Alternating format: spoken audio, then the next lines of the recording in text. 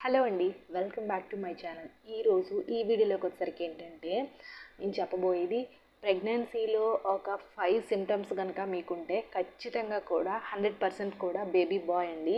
So ఈ baby bye symptoms అనేది నా ఎక్స్పీరియన్స్ చెప్తున్నాను. సో చాలామంది గర్భిణీలు వాళ్ళ అనుభవాలు తెలుసుకొని మరీ చెప్తున్నాను. సో ఆల్రెడీ నేను చాలా baby bye symptoms, baby girl symptoms అని చాలా వీడియోస్ అనేది చేశాను. ఒకసారి మన ఛానల్లో ప్లేలిస్ట్లు అయితే ఉంటాయి, వెళ్ళైతే చూడండి. సో ఈ వీడియో మళ్ళీ చేయడానికి గల కారణం ఏంటంటే చాలామంది డిఫరెంట్ కామెంట్స్ అయితే చేస్తున్నారు. సో అలా ఉంటే బేబీ బాయ్నా, ఇలా ఉంటే బేబీ గర్ల్. సో ఇలా రకరకాలుగా అందరికీ రిప్లై ఇచ్చే బదులు ఒక వీడియో చేద్దామని అయితే చేస్తున్నాను. సో ఈ వీడియోలో అయితే బేబీ బాయ్కి స్పెసిఫిక్గా అసలు ఎలాంటి సిమ్టమ్స్ ఉంటాయి, సో ఆ సిమ్టమ్స్ బట్టి నిజంగానే బేబీ బాయా అని చాలామందికి తెలుసుకోవాలని ఆతృత అయితే ఉంటుంది కదా. సో ఆ సిమ్టమ్స్ అయితే చెప్తా. సో నెక్స్ట్ వీడియోలో బేబీ గర్ల్ సిమ్టమ్స్ అయితే చెప్తా. సో ఇప్పుడు మెయిన్ ఒక 5 సిమ్టమ్స్ చెప్తా. అవి గనక ఉంటే ఖచ్చితంగా బేబీ బాయ్. అయితే ఇవి నేను చెప్పబోయేది ఎక్కడా కూడా సైంటిఫిక్గా కానీ ఎలాంటి శాస్త్రీయంగా కానీ దానికి ఎలాంటి ఇది లేదు, అంటే సైంటిఫిక్గా ఎక్కడ రుజువు అయితే లేదు. ఇది జస్ట్ మన బామ్మల కాలం నాటి నుండి మన అమ్మమ్మలు బామ్మలు చెప్తున్న మాటలు, చాలామంది గర్భిణీల వాళ్ళ అనుభవాలు షేర్ చేసినవి, అండ్ విత్ మై ఎక్స్పీరియన్స్ మాత్రమే చెప్తున్నాను. సో దేన్ని ఎవరిని తప్పు పట్టడానికైతే లేదు, ఆ విషయం మీకు ముందు క్లారిటీగా చెప్తున్నాను. సో నేను చెప్పబోయే సిమ్టమ్స్ అనేది సైంటిఫిక్గా ఎక్కడ ప్రూవ్ అయితే కాలేదు, బట్ ఇది జస్ట్ ఒక ఎక్స్పీరియన్సు షేర్ చేస్తున్నాము అంతే, అంతవరకే. సో దేన్ని మనం ప్రెడిక్ట్ చేయలేం 100% కూడా. సో అది ఒకటి గుర్తుపెట్టుకోండి. సో ఫస్ట్ మెయిన్ వచ్చేసరికి ఏంటంటే ప్రెగ్నెన్సీలో ఫస్ట్ సిమ్టమ్ గురించి అయితే చెప్తా. సో ప్రెగ్నెన్సీలో లినియా నిగ్రా ఉంటుంది కదా పొట్ట పైన. సో ఆ లినియా నిగ్రా అనేది చాలా బ్లాక్గా ఉండాలి, చాలా థిక్గా ఉండాలి, పొడవుగా ఉండాలి. లినియా నిగ్రా అది ఒక 4th మంత్ నుంచే చాలామందికి స్టార్ట్ అయిపోతుంది. సో నార్మల్ పర్సన్స్కి ఉంటుంది, ప్రెగ్నెంట్ ఉమెన్స్కి ఉంటుంది, బట్ నార్మల్ పర్సన్స్కి అయితే కనిపించదు. ప్రెగ్నెన్సీలో ఎందుకు కనిపిస్తుందంటే మనకి ప్రెగ్నెన్సీలో హార్మోన్స్ ప్రభావం వల్ల బాడీ కొంచెం చేంజ్ అవుతుంది. సో అలాంటప్పుడు మాత్రమే కనిపిస్తుంది. సో అలా ఎవరికైతే చాలా థిక్గా పొడవు లైన్గా చాలా స్ట్రాంగ్గా బ్లాక్ కలర్లో లేదా బ్రౌన్ కలర్లో చాలా పొడవుగా ఉంటే ఖచ్చితంగా బేబీ బాయ్ అండి. సో నా ఫస్ట్ ప్రెగ్నెన్సీలో చాలా పొడవు లైన్ వచ్చి చాలా థిక్గా చాలా లావుగా పొడవుగా వచ్చింది బేబీ బాయ్. సెకండ్ టైం అప్పుడు నాకు ఆ లైనే కనిపించలేదు, నేను కూడా షాక్ అయ్యా. సో ఫస్ట్ టైం నాకు లినియా నిగ్రా వచ్చింది, సెకండ్ టైం ఎందుకు రాలేదా అని అబ్జర్వ్ చేశా. సో సరేలే ఈసారి బేబీ గర్ల్ ఏమో అయితే అనుకున్నాను. సో అది ఈ లినియా నిగ్రా అనేది ఒక్కొక్కరికి ఒక్కోలా ఉండొచ్చు, బట్ మోస్ట్ ఆఫ్ ద పీపుల్కి ఇలానే ఎక్కువగా ఉంటుంది. బ్లాక్ కలర్ బ్రౌన్ కలర్లో ఉండి చాలా పొడవుగా ఉండి చాలా థిక్గా ఉంటే బేబీ బాయ్. సో మీకు ఎలా ఉందో ఒకసారి నాకు కింద కామెంట్ సెక్షన్లో కామెంట్ చేయండి, నేను తెలుసుకుంటాను. మిగతా మన ప్రెగ్నెంట్ ఉమెన్ సబ్స్క్రైబర్స్ ఉంటారు కదా, వాళ్ళు కూడా తెలుసుకుంటారు. సో అది ఫస్ట్ సిమ్టమ్.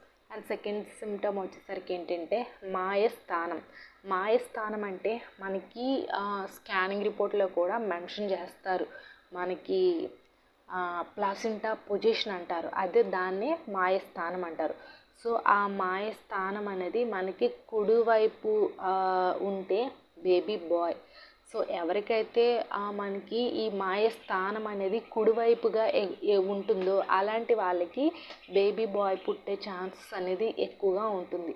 సో కొంతమందికి కుడివైపు ఉన్న బేబీ గర్ల్ పుట్టిన వాళ్ళు ఉన్నారు, బట్ 80-70% కూడా ప్లాసెంటా పొజిషన్ అనేది రైట్ సైడ్ ఉంటే బేబీ బాయ్. సో అది కొంతమంది ఏమనుకుంటారంటే మూమెంట్స్ రైట్ సైడ్ ఉంటే బేబీ బాయ్ ఏమో అనుకుంటారు, అలా కాదు, మనకి మాయస్థానం కుడివైపు ఉండాలి. సో అలా అయితేనే బేబీ బాయ్. ఇంకొకటి హృదయ స్పందన.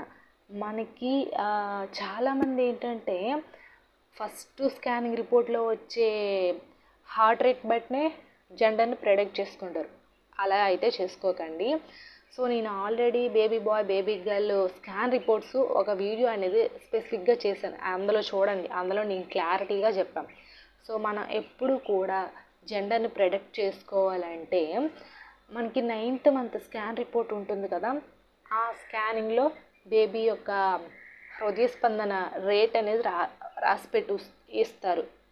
సో అక్కడ మనకి ఆ హృదయ స్పందన రేట్ అనేది మనకి 120, 125, 130, 135, 138. సో 110 నుంచి 138 మధ్యలో ఎవరికైతే ఉంటుందో అలాంటి వాళ్ళకి బేబీ బాయ్ పుట్టే ఛాన్సెస్ అనేది ఎక్కువగా ఉంటుంది. అది కూడా మీ 9th మంత్ స్కాన్ రిపోర్ట్లో మాత్రమే చూడండి. అంటే లైక్ డాప్లర్ స్కాన్ కానీ గ్రోత్ స్కానింగ్ కానీ ఈ 2 రిపోర్ట్స్లో కొంచెం క్లారిటీగా తెలుస్తుంది. ఎందుకంటే ఇంకా మీకు డెలివరీ దగ్గర అయ్యే కొద్దీ బేబీ యొక్క హార్ట్ రేట్ అనేది కరెక్ట్గా ఉంటుంది. కాబట్టి మీరు ఫస్ట్ యాంటీ స్కాన్ కానీ ఎర్లీ ప్రెగ్నెన్సీ స్కాన్ కానీ టిఫా స్కానింగ్ కానీ ఇవి పక్కన పెట్టేయండి. మీరు 9th మంత్ తీసుకునే స్కానింగ్లో మాత్రమే బేబీ యొక్క హార్ట్ రేట్ని అనేది ప్రిడిక్ట్ చేసుకోండి. సో అది ఎవరికైతే 9th మంత్ గ్రోత్ స్కాన్ కానీ డాప్లర్ స్కానింగ్ కానీ వీళ్ళకి హార్ట్ రేట్ 110 నుంచి 138 మధ్యలో ఉంటుందో బేబీ బాయ్ పుట్టే ఛాన్సెస్ అనేది హైగా ఉంటుంది. సో అది. అండ్ ఇంకొకటి ఏంటంటే మనకి ఇప్పటివరకు ఏంటంటే ప్లాసెంటా పొజిషన్ చెప్పాను, బేబీ యొక్క హార్ట్ రేట్ అనేది చెప్పాను, అండ్ లినియా నిగ్రా గురించి కూడా చెప్పాను. సో ఇది 3 సిమ్టమ్స్ చెప్పాను. ఇంకా 4th సిమ్టమ్ వచ్చేసరికి ఏంటంటే బేబీ బాయ్ పుడితే స్టమక్ ఎలా ఉంటుంది అని చాలామందికి డౌట్ ఉంటుంది. సో బేబీ బాయ్ పుడితే స్టమక్ అనేది చాలా చిన్నగా ఉంటుంది అండ్ లోగా ఉంటుంది అండ్ ఒక ఎగ్ షేప్లో ఉంటుంది. అంటే మనకి చాలామందికి అబ్జర్వ్ చేయండి, బేబీ బాయ్ పుట్టే వాళ్ళకి సో చాలా స్మాల్ స్టమక్ ఉంటుంది. అంటే బేబీ అసలు గ్రోత్ అవుతుందా అవ్వట్లేదని డౌట్ కూడా ఉంటుంది. సో ఎవరికైతే బేబీ బాయ్ పుట్టే ఛాన్సెస్ అనేది ఉంటుందంటే చాలా చిన్న స్టమక్ ఉండాలి, కొంచెం డౌన్కి అంటే కొంతమందికి జారే విధంగా కూడా ఉంటుంది. సో డౌన్గా ఉండి చాలా స్మాల్ స్టమక్గా ఉండి ఈ ఎగ్ షేప్లో ఉంటే బేబీ బాయ్ పుట్టే ఛాన్సెస్ అనేది ఎక్కువగా ఉంటుంది. అండ్ ఇంకొకటి ఏంటంటే తీసుకునే ఫుడ్, బేబీ బాయ్ పుట్టే వాళ్ళు ఫుడ్ ఎలా అంటే ఎక్కువగా స్పైసీ ఫుడ్ తింటారు. నేను కూడా ఫస్ట్ ప్రెగ్నెన్సీలో ఎక్కువగా స్పైసీ ఫుడ్డే తిన్నాను. ఇప్పటికీ నాకు గుర్తుంది నేను తినే ఫుడ్ అంటే స్పైసీ ఫుడ్ అంటే ఎక్కువగా లైక్ బజ్జీలు ఇలాంటివంతా తినడానికి నేను బయటికి వెళ్ళేదాన్ని ఈవినింగ్ టైం. సో చాలా నాకు బాగా గుర్తుంది. బేబీ బాయ్ ఎవరికైతే పుడతారో అలాంటి వాళ్ళు ఎక్కువగా స్పైసీ ఫుడ్ మాత్రమే తినడానికి ఇష్టపడతారు. సో ఇదైతే నా ఎక్స్పీరియన్స్. నిజంగా నేనైతే ఎక్కువగా స్పైసీ ఫుడ్, ఎక్కువగా బిర్యానీ తినడానికి, చికెన్ తినడానికి, ఇలాంటి బయట అవుట్ సైడ్ ఫుడ్ తినడానికి ఎక్కువగా ప్రయారిటీ ఇచ్చేదాన్ని. సో అది నాకైతే అలా జరిగింది. సో ఈ 5 సిమ్టమ్స్ కనుక ఉంటే ఖచ్చితంగా 90% కూడా బేబీ బాయ్ పుట్టే ఛాన్సెస్ అనేది ఉంటుంది. సో ఆ 10% అటు ఇటు అవ్వచ్చు, కానీ మ్యాక్సిమం ఇది చెప్పాను కదా, ఎక్కడ సైంటిఫిక్గా అయితే ప్రూవ్ అవ్వలేదు. బట్ ప్రెగ్నెన్సీలో చాలామంది గర్భిణీలు వాళ్ళ experience and with my experience అది మాత్రమే చెప్తున్నాను.